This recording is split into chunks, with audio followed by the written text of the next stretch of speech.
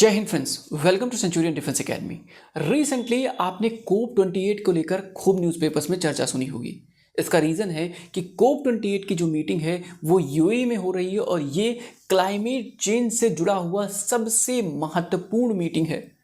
कोप 28 को लेकर अभी भारत में भी बहुत एक्साइटमेंट है। अभी हमारे प्राइम मिनिस्टर कोप 28 को लेकर यूएई गए हुए थे और वहाँ पर उन्होंने कुछ बातें रखी, जैसे कि ग्रीन क्रेडिट स्कीम। इस वीडियो में आपको डिटेल समझाऊंगा कि कोप 28 क्या है, किस कंडीशन में हमने कोप स्टार्ट किया, इसकी हिस्ट्री क्या थी, इसके अलावा भारत ने अब तक क्या क्या कॉन्ट्रीब्यूशन किए हैं कोप में। ओके, इस बारी गवर्नमेंट ने कोप 28 में कुछ इंपॉर्टेंट अपने जो इनिशिएटिव स्टार्ट किए हैं उसको भी हम लोग देखने वाले हैं इस वीडियो में। तो बहुत कुछ नया सीखने को मिलेगा आपको इस वीडियो में। चलिए वीडियो स्टार्ट करते हैं, लेकिन आगे बढ़ने से पहले एज यूजुअल हमको पहले यूएई के बारे में जानना होगा। ये जो छोटा सा देश है ये है यूएई। यूएई के बारे में मैंने आपको जब कतर वाली वीडियो बताई थी वहाँ पर भी मैंने यूएई के बारे में बताया था, लेकिन आज हम लोग यूएई के बहुत डिटेल से समझेंगे। United Arab emirate. एक्चुअली यहाँ पर दो मीटिंग चल रही है। पहली तो मीटिंग है कोप 28 की, UNFCCC की जो मीटिंग है इसको बोलते हैं कोप। ठीक है, ये स्टार्ट हुई थी 1992 से और अब तक चल रही है 2023 तक और आगे भी चलती रहेगी और बहुत इंपॉर्टेंट मीटिंग्स हैं।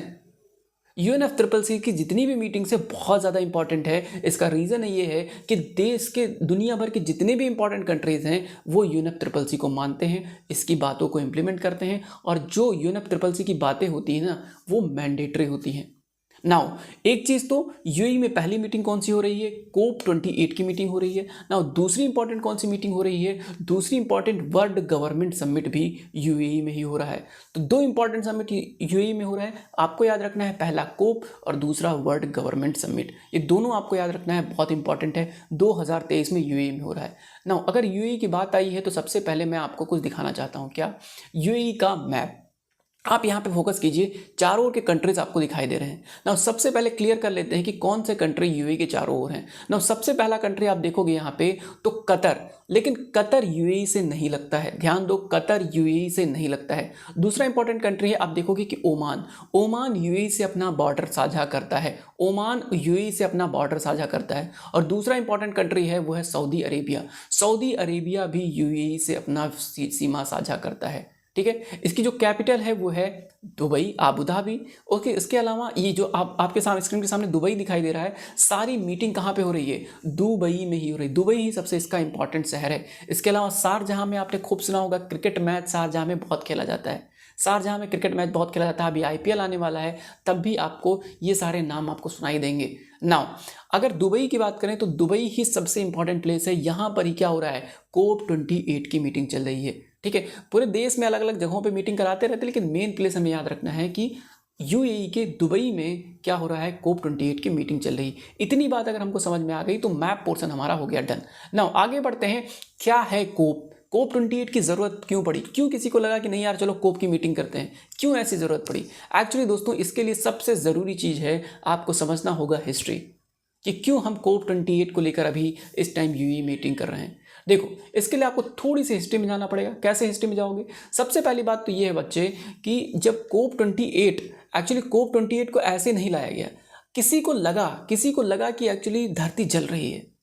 हम उनको उसको हीट महसूस हुई। बहुत सारे लोगों को आपको कहते हैं, घर में गाँव में भी कहते हैं कई बारी कि यार गर्मी बढ़ रही है ना, पिछले साल से इस साल ज़्यादा गर्मी है, इस साल ज़्यादा गर्मी। ऐसे लोग कहते हैं, नहीं कहते हैं? और इसका रीज़न क्या है? कि गर्मी महसूस होती है। ऐसे ही 18वीं 19वीं सदी में बहुत सारे लोगों को गर्मी महसूस होने लगी।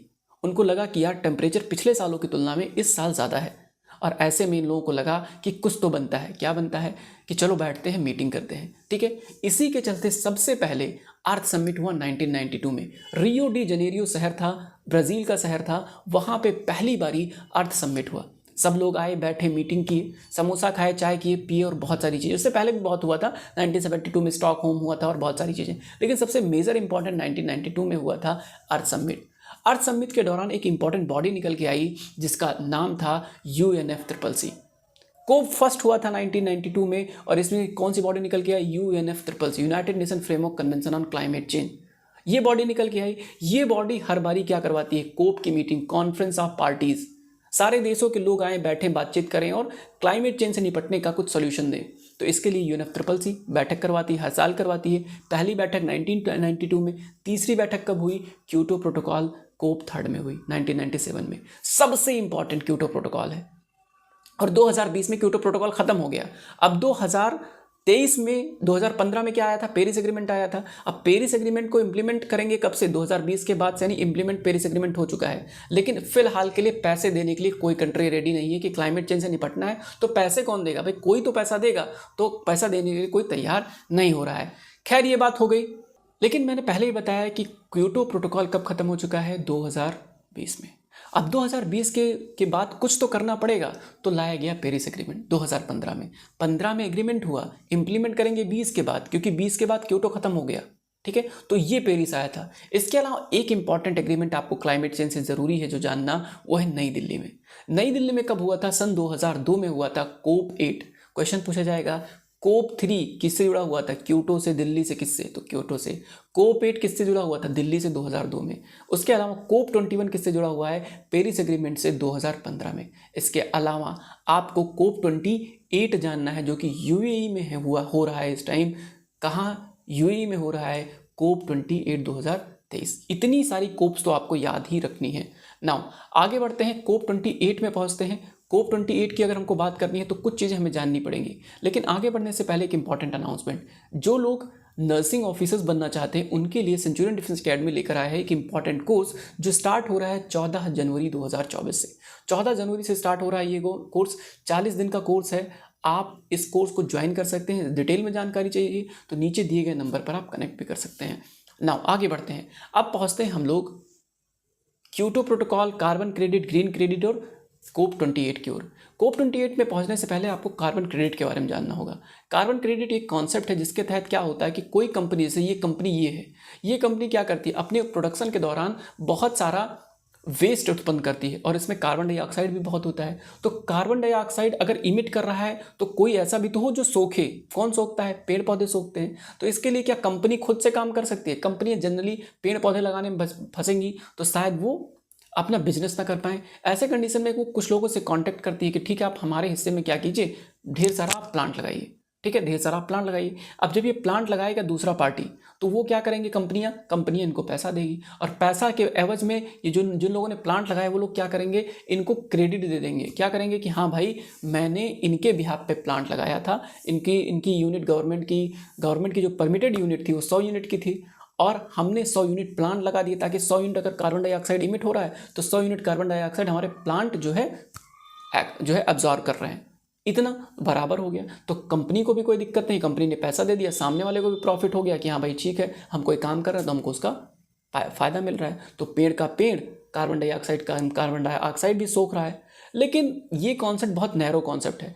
दुनिया में सिर्फ कार्बन डाइऑक्साइड ही प्रॉब्लम नहीं है, इसके अलावा बहुत सारी प्रॉब्लम जैसे सॉइल पोल्यूशन, वाटर पोल्यूशन, बहुत सारी पोल्यूशन। लेकिन ये जो कार्बन क्रेडिट का कॉन्सेप्ट था ये एक्चुअली सिर्फ और सिर्फ किससे लड़ता है? कार्बन डाइऑक्साइड से। तो इसके चलते भारत सरकार ने एक नया कॉन्सेप्ट पेश किया, green credit scheme. Green credit scheme में क्या किया गया कि हम सिर्फ कार्बन डाइऑक्साइड पे फोकस नहीं करेंगे बल्कि soil preservation, water preservation, water संरक्षण, इसके अलावा कार्बन डाइऑक्साइड, मीथेन, ओजोन, जितने भी गैसेस हैं उनको कवर करता है। तो ये बात थी कोप 28 के बारे में। Thank you so much for watching. Have a nice day. क्या आप भी एस्पायर करते हैं इंडियन आर्म्ड फोर्सेस में ऑफिसर पद पर सिलेक्शन पाने के लिए? अपनी मंजिल को आसान बनाएं सेंचुरियन डिफेंस एकेडमी के साथ व हिस्सा बने हमारे माउंटेन ऑफ सिलेक्शंस का। Screening test, psychology test, personal interview, GTO, conference, CPSS का कंप्लीट गाइडेंस एवं इंडिविजुअल एंड पर्सनलाइज्ड फीडबैक ले इंडिया के most trusted and favourite SSB panel mentor से और इंश्योर करें अपने रिकमेंडेशन एंड सेल्फ कॉन्फिडेंस को अपनी अपकमिंग SSB के लिए।